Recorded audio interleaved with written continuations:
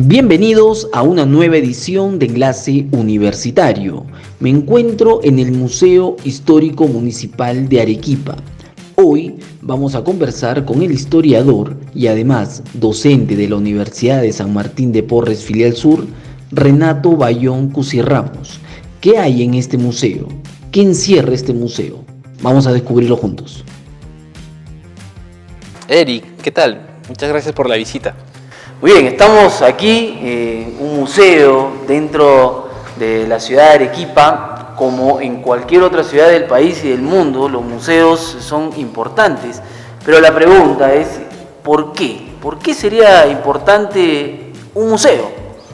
Bueno, como en toda ciudad importante, los museos son pues el espacio donde se registra, donde se conserva, se investiga y se difunde la historia material de cada ciudad, ¿no? Entonces, Arequipa tiene una gran historia desde la época colonial, republicana, y bueno, las generaciones van desapareciendo, pero nos dejan su patrimonio, su legado.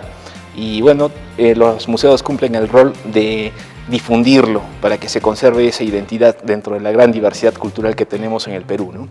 Este es un museo histórico, como había mencionado, y tiene pues obras de tipo pictórico, tiene artefactos, tiene muebles, tiene armas, tiene una galería de arequipeños ilustres. Eso es lo que nosotros albergamos en este espacio para los visitantes, ¿no? Para poder explicar un poco una parte de nuestra historia, porque es mucho más amplia.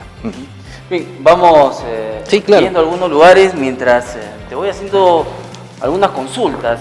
Por ejemplo, la ubicación de un museo es vital. Puede ser elegida esta por diferentes autoridades o por lo que representa el lugar. En el caso de este museo, ¿cuál es el criterio de tenerlo aquí? Muy bien, bueno, este museo se encuentra dentro del conjunto monumental del centro histórico, concretamente en lo que fue la Plaza 2 de Febrero, hoy la conocemos como Plaza San Francisco. Y bueno, pues este espacio conserva los elementos de la arquitectura colonial arequipeña, ¿no? Como vemos, las bóvedas, los arcos, la utilización del sillar, etc. Y en su origen fue el Colegio de las Educandas, fundado en 1813 por Antonio del Fierro y Bernal. Fue un presbítero que se abocó a la educación de las niñas, hijas de los vecinos del barrio, que el barrio era todo el centro histórico, ¿no? Entonces, esto funcionó más o menos medio siglo, hasta el terremoto de 1868, en que tuvo que ser clausurado. Y una pequeña rehabilitación que se le dio por parte del Cabildo, y terminó funcionando como la cárcel de varones por otros años, ¿no? Otras décadas, hasta el año de 1940, que conmemoramos el 4º centenario de fundación de la ciudad, y se construyó el Centro de Rehabilitación de Adaptación Social CRA Siglo XX, y luego fueron trasladados. A partir de allí, en el espacio, que es el Fundo El Fierro, se instalaron compañías de artesanos, que son los que conocemos, ¿no? Que hacen joyería, textiles y otros souvenirs tan característicos de la ciudad. Bien, solamente con el antecedente ya vamos enriqueciendo lo importante del museo como estructura. Mira que todavía no hemos revisado lo que hay en las diferentes salas, y justamente es eso lo que quiero que me cuentes. ¿Cuántas salas hay? ¿Qué arte, qué elementos es lo que podemos ver? Como respuesta a tu pregunta, este museo está organizado cronológicamente por salas. Entonces, en este momento nos encontramos en la sala de arte precolombino, preincaico o del formativo, como quieran llamarlo. Encontramos aquí el arte lítico, por un lado, las puntas de sílex que utilizaron los cazadores recolectores de la zona, que fueron encontradas en el sector de Guanaqueros, y pues es lo más antiguo, ¿no? Y luego tenemos la parte ya cerámica de las culturas autóctonas de Arequipa, como son Chiribaya, Churajón y Chuquibamba, con sus características jarras, platos, botellas, con asa, etc. Por otro lado también tenemos un manto plumario de pluma de perico, con lo cual se puede explicar que había especialidades dentro de las sociedades prehispánicas dedicadas a tales oficios, como es la crianza de pericos. No había que ir a cazar los pericos porque los tenían enjaulados, ¿no? Muy bien, Eric, nos encontramos en la segunda sala del museo, una sala destinada a la arquitectura arequipeña colonial. Como bien sabemos, de la Arequipa de la fundación no tenemos nada, todo se cayó a partir de los terremotos que se fueron sucediendo en todo este periodo. Sin embargo, tenemos esta bonita colección del artista arequipeño Guillermo Ferrán Segarra.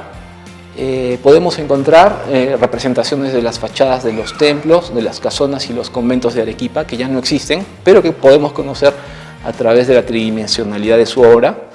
Y eso es un poco, pues, ¿no?, de la Arequipa colonial que ya no tenemos.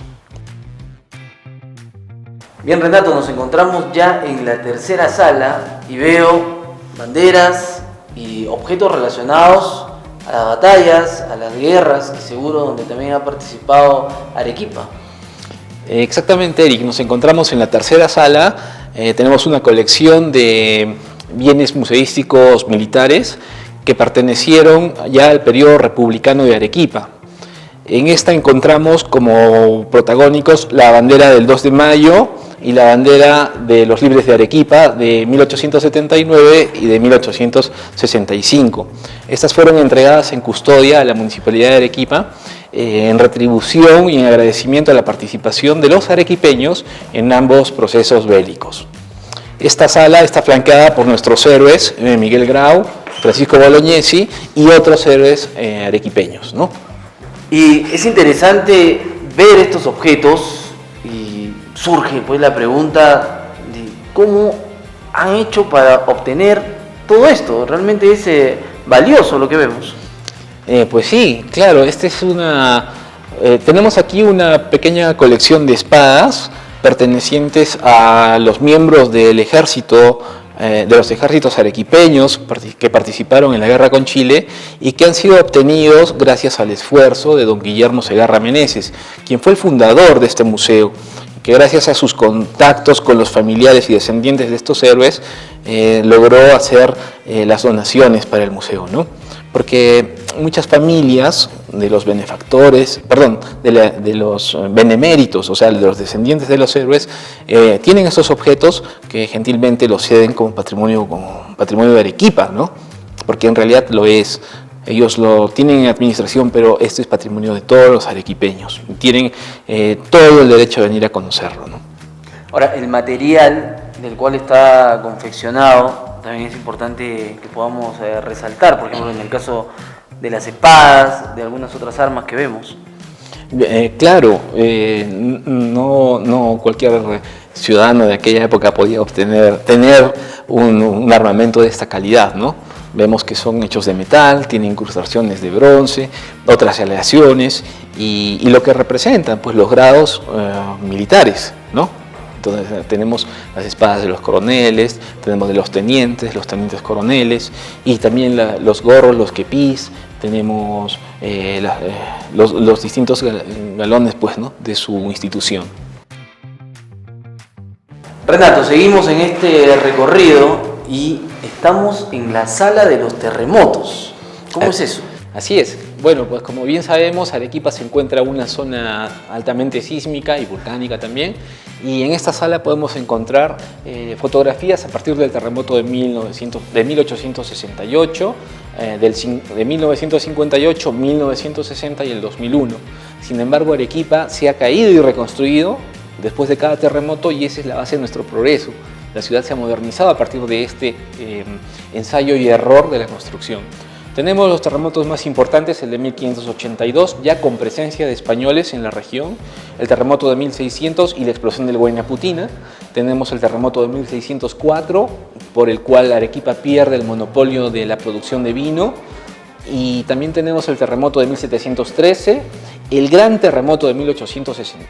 Me he saltado, que es el 1687, el grande terremoto de Santa Úrsula, el terremoto de 1868, con el cual todas las construcciones previas terminaron en el suelo por el piso, es decir, que tenemos una Arequipa nueva a partir de ese terremoto.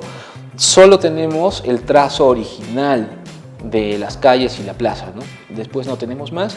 El terremoto de 1958, el del 60 y el del 2001 que muchos hemos vivido. ¿Qué otras salas más tenemos en este museo, Renato? Bueno, tenemos una sala dedicada a la obra de Teodoro Núñez Ureta, Jorge Binater Reynoso, obra de Carlos Trujillo, que son grandes pintores